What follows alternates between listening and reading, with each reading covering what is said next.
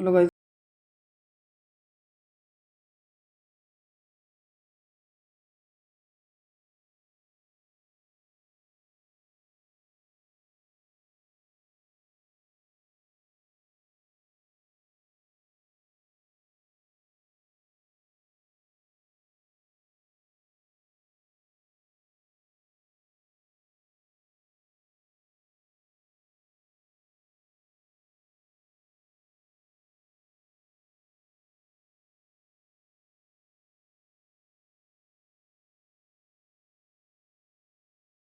Click करने के बाद देखो 395 MB क्लीन हो चुकी है। फिर ऐसे 2-3 बार करना है आपको।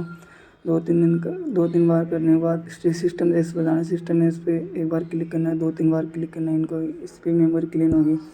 ये सेटिंग आपको 10-15 दिन के बाद कर लेना चाहिए।